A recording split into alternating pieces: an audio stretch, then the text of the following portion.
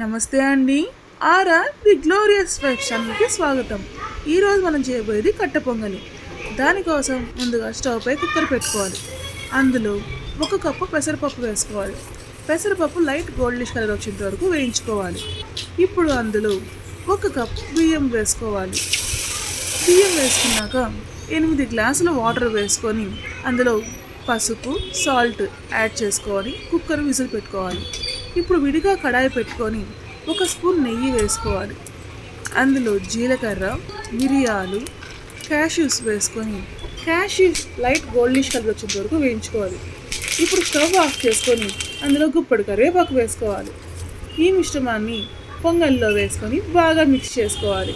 అంతే అండి, కట్ట పొంగలి తయారు. అమ్మవారికి ఎంతో ప్రీతికరమైనది. Thanks for watching.